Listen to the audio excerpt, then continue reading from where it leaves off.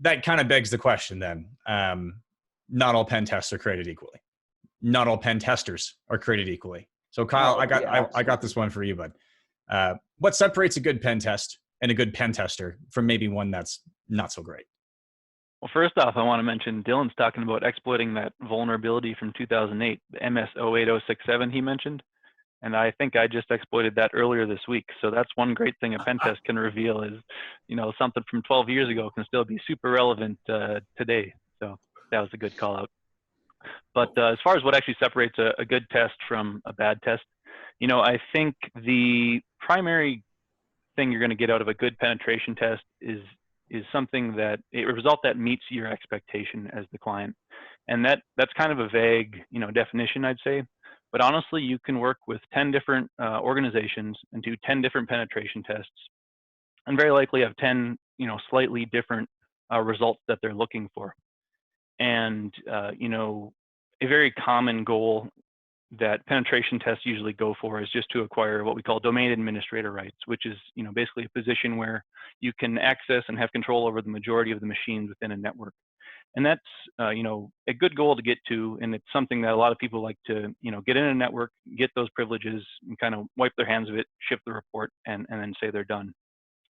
But some of the examples of actual goals that we see with our clients, are things like they might have some new firewalls in their environment, and they're looking for us to test the segmentation between those firewalls. So maybe can the people from the finance department, can their credentials and their computers access things in maybe the healthcare segment of their business. So things like checking segments we're asked to do occasionally. A lot of times our customers want to see if we can find any PHI or PII, personal health information, or other personal identifiable information. And basically that's sensitive information that our customers hold about their customers. So they want to see what can really be revealed in that realm if an attacker were to get in their organization. And other times, like Dylan mentioned too, we might just be asked to do a web application assessment to see if their custom developed web application has any flaws. So those are just some goals or examples of goals that we see with our customers, and a lot of those things are determined by the maturity of that organization and their security posture inside that organization.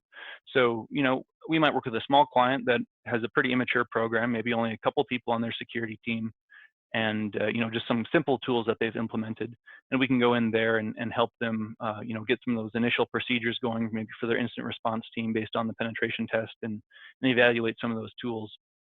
And other times we might be working with a large Fortune 100 organization, say, that has hundreds of people on their security team and a very robust environment inside, and they're going to have very different goals than that organization I just mentioned that was a bit smaller. Also, when I think of good versus bad penetration tests, a big thing that comes to mind is the interpretation of just generic vulnerability scan results versus an actual in-depth penetration test. It's unfortunately still pretty common in the industry for folks to come in, do a penetration test where they just run a vulnerability scan, look at some of the results, kind of spit them out into a report, pretty them up a little bit, and hand them off to the client. And that isn't really a super great value proposition for the customer.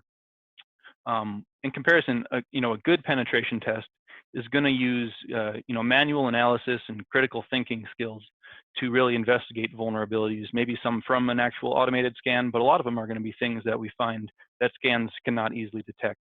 So you're looking at manual evaluation versus kind of minimal due diligence.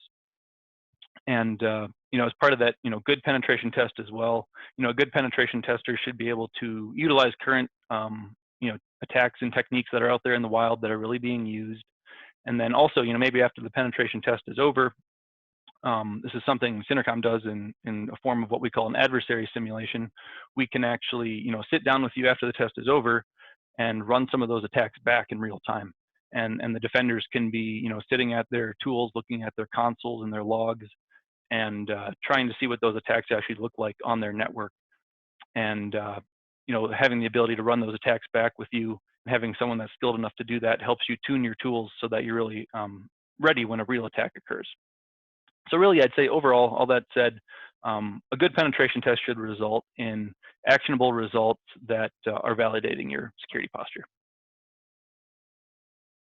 So there's a lot.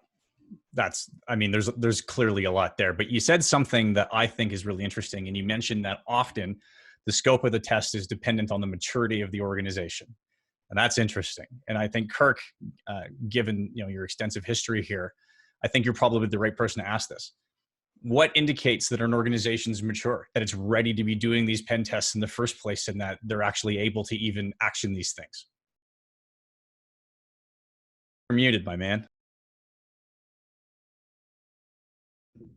I don't know how you can hear me? Yep. Sorry, I don't know what happened there. Someone got on mute. The risk assessment process, I think, is huge. That if you're going to do this, if you're going to be mature enough, you need to understand the risk. You need to understand, where's your business headed. You need to understand and be able to communicate that up the ladder to like the board, as well as technically where the rubber meets the road. So the risk assessment really allows you to understand what's your attack surface, what are your important assets, and then what's important then is making sure. In the past, a lot of these attacks that have happened is people went out and invested in tools, best of breed tools that are effective, but a lot of times they get put in and then they really don't get tested or configured. So unfortunately, you get a false sense of security that you've invested in a lot of these platforms, but you've never really tested them either individually or as a system to validate they can actually detect activity in your network and remediate that activity. So that the maturity model starts with risk to the business. That's why this is all there. We're also seeing the trend that, more and more we're seeing from point-in-time testing. How do you leverage that point-in-time testing, like penetration testing we're talking about today, into continuous validation? And the other thing you need to do is no one has unlimited budgets. So how do you free up resources to do this? And you have to leverage the maturity of the tools that come out as they now can support some of your new technologies. Also, validating by actually doing testing and then doing exercises to prove that you can actually solve and identify and solve risk, or know that you can't, so that you can do something else to counter that risk. So that's really big. We've talked, like a little plug out, to Juniper. A great example is I was just watching. They just had their virtual summit, and they were talking about applying and clouds use tags instead of IP addresses, because in the old world, IP addresses on your premise were fine, but when you get into cloud, those IP addresses are changing all the time. So how do you apply a common policy everywhere? Well, you apply policy based on the tag, and that tag can be applied on your premise or in the cloud or anywhere. So that policy can be applied universally, as opposed to having to understand, well, now I'm in the cloud, I got to do this versus on premise versus somewhere else. So you got to watch new technology and be able to leverage that, as well as automate those tasks that can be automated so that you can focus on what's important to your business.